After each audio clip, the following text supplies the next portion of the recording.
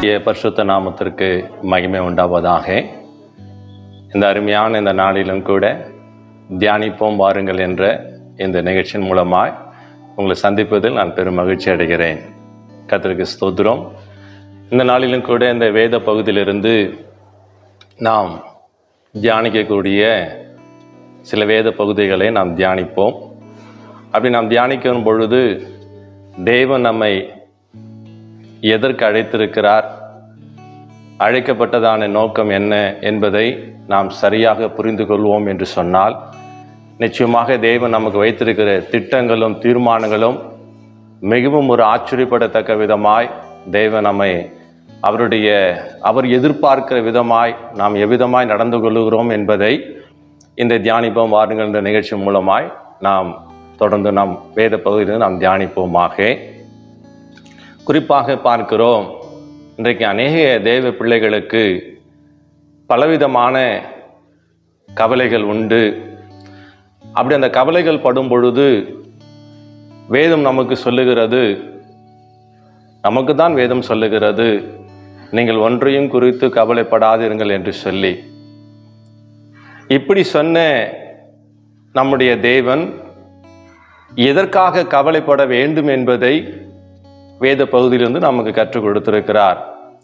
அப்படி நாம் கற்றுக் கொடுக்கும் பொழுது நம்முடைய பாரம் என்ன, எதை குறித்து நாம் பாரப்பட வேண்டும், எதை குறித்து நாம் கவலைப்பட வேண்டும் என்பதை தேவன் நமக்கு விளக்கி காண்பிக்கிறார். முதலாவதாக, இந்த கவலை என்பது இன்னைக்கு ஒரு முக்கியமான ஒரு சத்தியத்தின் ரகசியமாக இருக்கிறபடியினால் இதிலிருந்து ஒரு பகுதியை நாம் தியானிப்போமாக. எபிரேயருக்கு எழுதின நிருபம் 2ஆம் அதிகாரம் 4ஆம் வசனத்திலிருந்து ஒரு தேவனுடைய வார்த்தைகளை நான் வாசிக்கின்றேன். கர்த்தருக்கு ஸ்தோத்திரம். அடையாளங்களினாலும் அற்புதங்களாலும் பலவிதமான பலத்த செய்களினாலும் நம்முடைய சித்தத்தின் பகிர்ந்து கொடுக்கிற பரிசுத்த ஆவியின் வரங்களினாலும் தேவன் தாமே சாட்சி கொடுத்ததுமாய் இருக்கிற எவ்வளவு பெரிதான ரட்சிப்பை குறித்து நாம் கவலையற்றிருப்போமானால். கர்த்தருக்கு ஸ்தோத்திரம். முதலாவது பார்க்கிறோம், ரட்சிப்பை குறித்து உண்டான கவலை. இந்த ரட்சிப்பை குறித்து உண்டான கவலை இன்றைக்கு ஒவ்வொரு தேவ பிள்ளைகளிடத்தில் காணப்பட வேண்டும். தேவன் இதை எதிர்பார்க்கிறார். ஏதோ கிறிஸ்து இயேசுவின் இரத்தத்தினால் நம்முடைய பாவங்கள் மன்னிக்கப்பட்டு நாம் ரட்சிக்கப்பட்டோம் என்று இன்றைக்கு நாம் சொல்லிக் கொண்டு வருகிறோம். ஆனால் நம்முடைய கவலை ரட்சிப்பை குறித்து மிக மிக அதிக பாரமுள்ளதாக இருக்க வேண்டும் என்று தேவன் எதிர்பார்க்கிறார். கர்த்தருக்கு ஸ்தோத்திரம். இந்த பகுதியிலே பார்க்கும் பொழுது ரட்சிப்பை குறித்து உண்டான கவலைகளை குறித்து நாம் பார்க்கும் பொழுது ரட்சிப்பிலே பார்க்கிறோம், 3 விதமான ரட்சிப்புகளை குறித்து நாம் பார்க்கிறோம். பொதுவான ஒரு ரட்சிப்பை குறித்து யூதாவின் புத்தகத்திலே நாம் எழுதப்பட்டிருக்கிறதை குறித்து நாம் பார்க்கிறோம். அந்த பொதுவான ரட்சிப்பு எப்படி துவங்குகிறது? மனம் திரும்புகிற எல்லா மனிதர்களுக்கும் அந்த பொதுவான ரட்சிப்பை தேவன் கொடுக்கிறார். நிச்சயமாய் உண்மைதான், இல்லை என்று சொல்லவில்லை. ஆனால் அதுவே நமக்கு முதலும் முற்றுமாய் இருக்கிறதை குறித்து நாம் பார்க்கிறோம். கர்த்தருக்கு ஸ்தோத்திரம். ஆனால் அது முடிவல்ல. தொடர்ந்து அதன் பிறகு நாம் என்ன செய்ய வேண்டும் என்பதை தேவன் நமக்கு கற்றுக் கொடுத்திருக்கிறார். ஒரு மனிதன் தன்னுடைய பாவங்களினாலும் தன்னுடைய அக்கிரமங்களாலும் அவன் மனம் திரும்பும் பொழுது நிச்சயமாய் தேவன் அந்த மன்னிப்பை கொடுக்கும் பொழுதுதான் அந்த பொதுவான ரட்சிப்பை குறித்து அங்கே நமக்கு தருகிறதை குறித்து நாம் பார்க்கிறோம். அந்த பொதுவான ரட்சிப்பை கொடுக்கும் பொழுது நமது அடுத்த கட்ட நகர்வுக்கு தேவன் நம்மை அழைக்கும்படி தேவன் விரும்புகிறார்.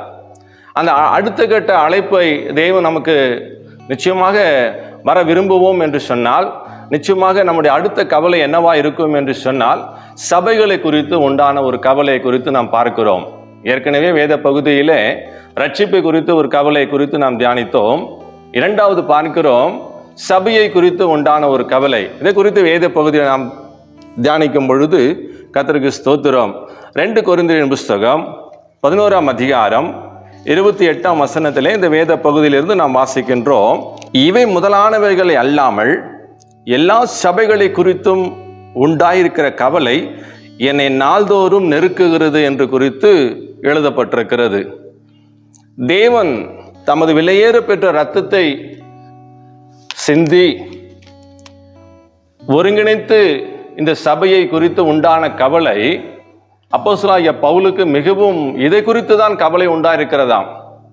இன்னைக்கு பார்க்கிறோம், மனம் திரும்புகிற ஒவ்வொரு பாவிகளும் அந்த முதல் படியிலே நிற்பதை காட்டிலும் இரண்டாவது இடத்துக்கு வர வேண்டும். அந்த இரண்டாவது இடத்துக்கு வரும்படிதான் தேவன் உங்களையும் என்னையும் அவர் என்ன செய்கிறார், அழைக்கிறார் என்று நாம் பார்க்கிறோம். நாம் தேவனிடத்தில் தேவன் எதிர்பார்க்கிற ஒரு காரியம் உண்டு. அந்த எதிர்பார்ப்பு தான் இரண்டாவது பார்க்கிறோம், சபையை குறித்து உண்டான கவலை. இன்றைக்கு சபைக்குள் அங்கமாய் நாம் இருக்கிறோம். ஆனால் அந்த சபையை குறித்து உண்டாகுகிற தரிசனம், சபை எவ்விதமாய் தேவன் செயல்படுத்துகிறார், சபைக்கு தேவன் வைத்திருக்கிற திட்டங்கள் என்ன, தேவன் சபை மூலமாய் பேசப்படுகிற உன்னதமான நோக்கம் என்ன என்பதை நாம் சரியாய் புரிந்து கொள்ள வேண்டும். ஒருவேளை இன்றைக்கு பார்க்கிறோம், இன்றைக்கு நமக்கு நிறைய பிரம்மாண்டமான கட்டடங்கள் உண்டு. அந்த பிரமாண கட்டடங்களில் பார்த்து நாம் பிரமித்து போய்விடக்கூடாதபடி அந்த கட்டடத்திற்கு உள்ளே பேசப்படுகிற ஆவியானவரால் பேசப்படுகிற வார்த்தை அது என்னவென்று நாம் சரியாய் புரிந்து கொண்டு அந்த நோக்கத்தை நாம் என்ன செய்ய வேண்டும், நிறைவேற்றப்பட வேண்டும். அப்படி நாம் நிறைவேற்றினால் கர்த்தருக்கு ஸ்தோத்திரம். இங்குதான் இரண்டாவது ரட்சிப்பு வெளிப்படுகிறதை குறித்து நாம் பார்க்கிறோம். கர்த்தருக்கு ஸ்தோத்திரம். பாருங்க, அந்த பொதுவான ரட்சிப்பை பார்க்கும் பொழுது அதோடு நின்று விடக்கூடாமல் தமது பிள்ளைகளை தமது சபைக்கு தேவன் வரவழைக்கிறார். சபைக்குள்ள வைத்துதான் மறைவான மன்னாவை தேவன் என்ன செய்கிறார், வெளிப்படுத்துகிறார் என்று சொல்லி நாம் பார்க்கிறோம். அந்த மறைவான மன்னா ஒவ்வொரு நாளும் ஒவ்வொரு வாரமும் தேவ சபையில கூடி வரும் பொழுது அங்கே அந்த மன்னா வெளிப்படுகிறதை குறித்து நாம் பார்க்கிறோம்.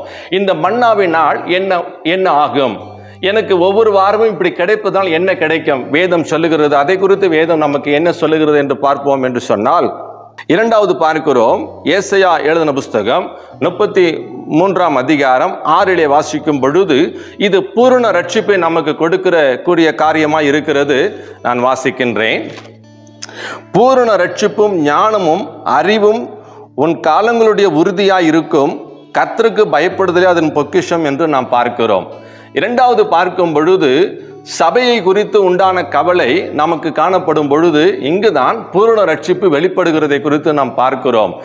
ஏனோ அது என்ன செய்யணும், முழுமை அடைய வேண்டும். ஒவ்வொரு தேவ பிள்ளைகளும் சத்திய வார்த்தையினால் முழுமை பெற வேண்டும். தேவனுடைய திட்டத்தை முழுமை பெறுவதற்காக தான் தேவன் சபையை வைத்திருக்கிறார். சபைக்குள் இருக்கிற ஒவ்வொரு அங்கத்தினரும் இதை சரியான விதத்தில் தேவனை நோக்கி நாம் கடந்து வரும் பொழுது தேவன் என்னிடத்தில் பேசுவாரா அல்லது தேவனிடத்தில் நான் பேச வேண்டுமா என்று சொல்லி காத்திருக்கும் பொழுது தேவன் நிச்சயமாய் இந்த சபையில் இருக்கிற ஒவ்வொரு தேவ பிள்ளைகளிடத்தில் அவர் பேசுகிறவராக தான் இருக்கிறார். ஏன் என்று சொன்னால், என் ஜனங்களுக்குள்ளே நடுவே நான் உள்ளாவி நான் அவர்கள் தேவனாய் இருப்பேன் என்று ஆண்டவர் சொல்லுகிறார். சரி, இப்படி இருக்கும் பொழுது இந்த காலத்திலே சில வேளைகள் நாம் என்ன செய்கிறோம் என்று சொன்னால், சபையை குறித்து ஏனோதான் என்று இடாதபடி இதை குறித்து நாம் மிகுந்த ஒரு ஜாக்கிரதையுள்ளவர்களாய் காணப்பட வேண்டும். மூன்றாவது உண்டான கவலை அது என்னவென்று பார்க்கும் பொழுது கர்த்தருக்கு ஸ்தோத்திரம், வேத பகுதியை நாம் தியானிக்கும் பொழுது அதிலே பார்க்கிறோம், கர்த்தரை குறித்து உண்டான கவலையா. ஆண்டவர் எவ்வளவு அழகா எழுத பாருங்க.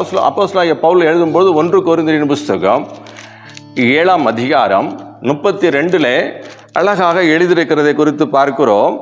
ஒவ்வொரு தேவ மனிதரும் அவருக்கு எப்படி பிரியமாய் இருக்கலாம் என்று சொல்லி கர்த்தருக்குரியவர்களுக்காக கவலைப்படுகிற காரியத்தை குறித்து பார்க்கிறோம். இன்றைக்கு ஒவ்வொரு நம்முடைய தனிப்பட்ட வாழ்க்கையிலே தேவனிடத்தில் அநேக ஜெப விண்ணப்பங்களை நாம் கேட்டுக்கொண்டு வருகிறோம். என் ஆண்டவரே, எனக்கு பலவிதமான நெருக்கங்கள் உண்டு, பலவிதமான போராட்டங்கள் உண்டு, எனக்கு அநேக வேளையில நம்முடைய தேவைகளுக்காக தேவனிடத்தில் கேட்கிறோம். ஆனால் அப்படிப்பட்ட தேவனிடத்தில் ஒரு உன்னதமான மகத்துவமான திட்டங்கள் உண்டு. அந்த பரலோக திட்டத்தை கேட்டு அறிந்து பூமிக்கு வந்த கர்த்தராகிய இயேசு கிறிஸ்து இந்த பூமியிலே சரியாய் அவருடைய சித்தத்தை மாத்திரம் அவர் செய்யக்கூடியவராய் இருந்தார். அவர் எப்பொழுதுமே பிதாவை குறித்த ஒரு கவலை உண்டு. இன்றைக்கு அவரால் மீட்கப்பட்ட நமக்கு உண்டாகிற கவலை என்ன? அநேக விதத்தில் பல காரியங்களுக்கு நாம் கவலைப்படுகிறோம். உலகத்தில் நடக்கிற சில சூழ்நிலைகளுக்காய் கவலைப்படுகிறோம். ஆனால் சில நேரங்களிலே நாம் தேவனுக்காக கவலைப்பட வேண்டுமாம்.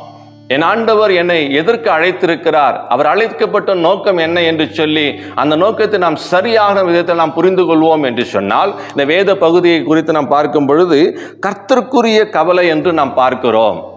கர்த்தருக்குரிய கவலைகளுக்கு குறித்து பார்க்கும் பொழுது எப்பொழுது ஒரு தேவனுடைய மனிதர் கர்த்தருக்காக கவலைப்படுகிற அந்த தேவ திட்டத்தை நிறைவேற்ற தன்னை முழுவதுமாய் அர்ப்பணிக்கப்படுகிறார்களோ அவர்கள்தான் இந்த பூமியிலே பூரணராக முடியும் என்று சொல்லி வேதம் நமக்கு கற்றுக் கொடுக்கிறது.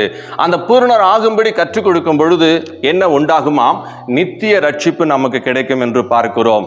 இந்த நித்திய ரட்சிப்பை குறித்து பார்க்கும் பொழுது எபிரேயர் எழுதின நிருபத்திலே அழகாக தேவன் நம்முடைய வார்த்தைகளை குறித்து இங்கு எழுதியிருக்கிறதை குறித்து பார்க்கிறோம்.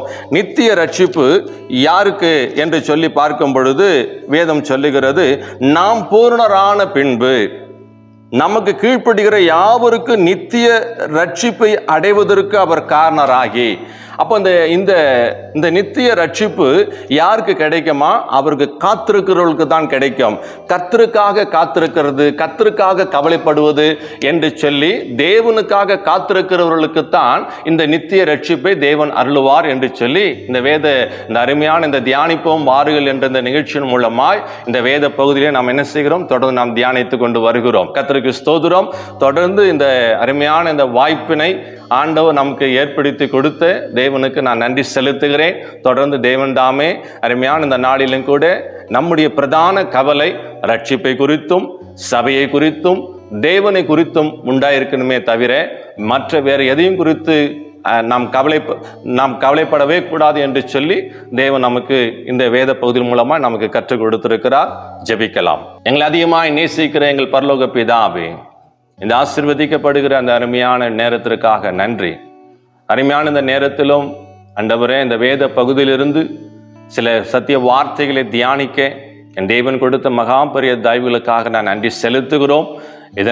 இந்த ஆண்டவரே, இந்த பகுதியை வாசிக்கிற கேட்கிறதன் மூலமாய் அநேகருக்கு இது பிரயோஜனமுள்ளதாய் காணப்பட என் தேவன் தாமே உதவி செய்வாராக என்று சொல்லி கர்த்தரும் மீட்பரும் இரட்சகருமாக இருக்கிற இயேசு கிறிஸ்துவின் நாமத்தில் வேண்டி ஜெபிக்கிறோம் எங்கள் ஜீவன் இருந்த நல்ல பிதாவே. ஆமென், ஆமென்.